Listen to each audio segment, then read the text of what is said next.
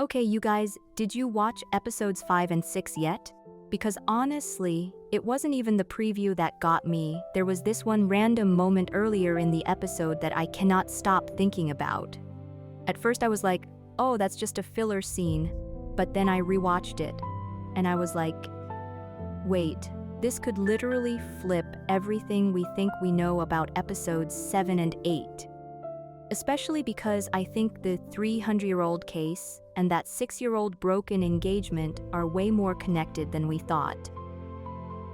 So today, I'm breaking down everything from episodes 5 and 6 and giving you my full theory on what's coming in 7 and 8.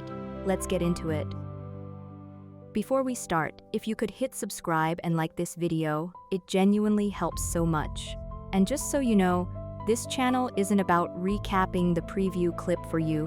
We're connecting the dots, the foreshadowing, the character choices, and figuring out where this story is actually going together. So if I miss a clue, please drop it in the comments. Because honestly, your theories in the comments are half the fun of making these videos. Okay, here's today's big question. That's what we're working through today. Let's start with what's actually confirmed. No theories yet, just facts. Fact 1. In episode 6, Kang-wook confesses to Yeori, "I really like you." I know, we all screamed. Fact 2. There's a line in the preview, "You remember 6 years ago, right?" And that's said by Min-hwan. That's confirmed, that's a real line. Fact 3. Episode 6 revealed that Lord Kang Pa-yong personally killed Hwajeongdang, then staged an empty palanquin to make it look like she'd left for Mount Jeomgang, and spread the story that she'd ascended to the heavens. That's not a theory anymore. The show confirmed it. Fact 4. There's that old poem tied to the Camellia Tree. "By the grave of my late wife, where the camellia blooms, I'll spend the rest of my life comforting my grief." That's real text we saw on screen. Okay, that's our foundation. Everything from here is interpretation. So now let's talk about what this actually means. And just to be clear, this part is my personal read on it. We've all been assuming this 6-year-old broken engagement was just about Yeori's powers, right? That's the story we've been told. But the fact that Min-hwan is bringing it up right now, at this exact moment, I don't think that's random. I think he's using it. Like it's a card he's playing, not a memory he's just processing. And the Camellia Tree, I think we need to stop thinking of it as scenery. At this point, it's basically the actual location where Hwajeongdang's body might be buried. Which tells me this isn't really a find the body story anymore. It's a how did they hide this for 300 years, and who kept the lie going story. That's where I think this is headed. There's one more thing I want to point out, and it's about Do-won. Every time a spirit has shown up for Yeori, it's been Do-won, not Hwajeongdang, and the show hasn't explained why yet. Yeori herself seems to believe Do-won is trying to help resolve Hwajeongdang's grief, and honestly, based on what we know right now, that's the most logical read. But here's what's bugging me. Hwajeongdang is the one who died unjustly. So why has she literally never shown up for Yeori herself? Meanwhile, Do-won has been searching for her for 300 years. I think that gap is hiding something we haven't been told yet, and I think it's going to be a huge twist later in the story.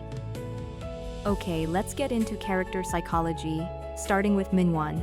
Full transparency, I originally clocked him as, like, the classic second lead who's been in love forever. That's it. But rewatching the preview, his actions are hitting different now. Like, bringing up the 6-year-old broken engagement right now, in front of everyone. If he actually cared about protecting Yeori, he would not need to do it that way. That said, I'm not ready to fully write him off as a villain yet.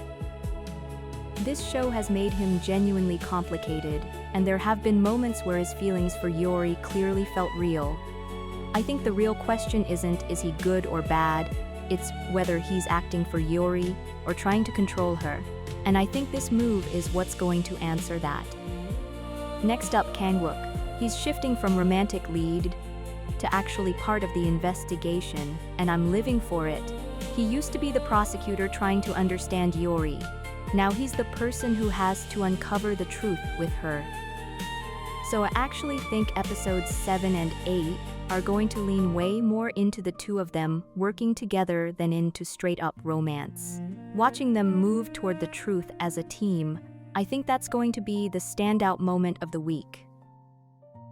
And finally, Yeori. Old Yeori was always hiding her powers, always keeping her distance because she was scared of hurting someone.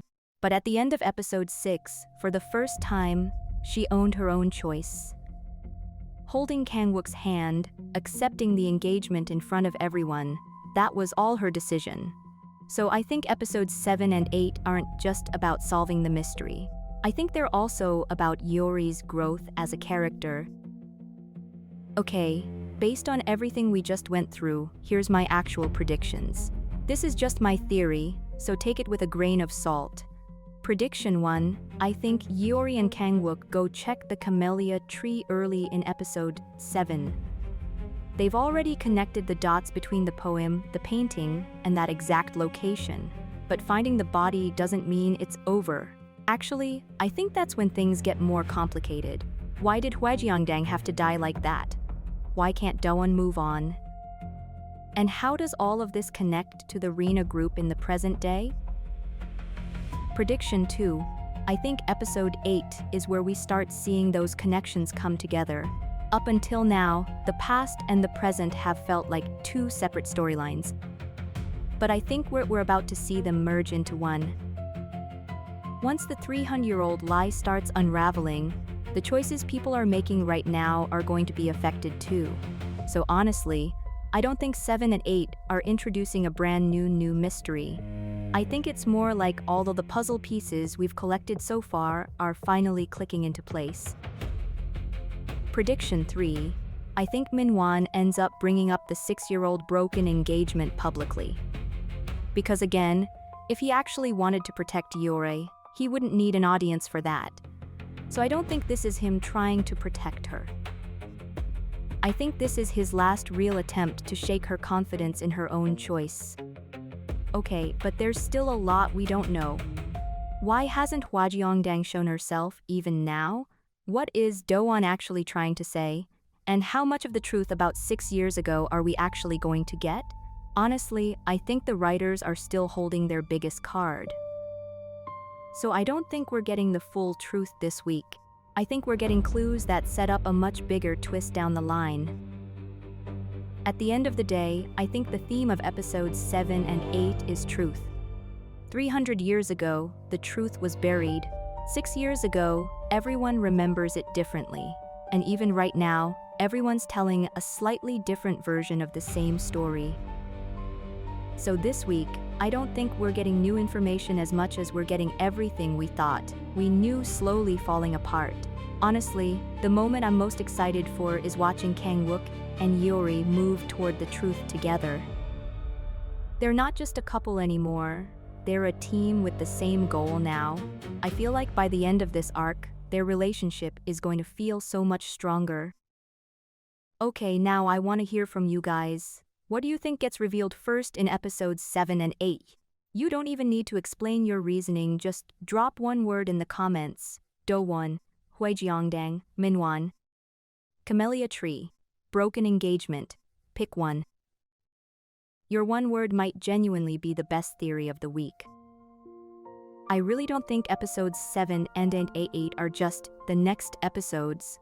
I think this is where everything starts connecting into one big story. The 300-year-old case, the broken engagement, and everything happening with Yeori and Kang-wook right now.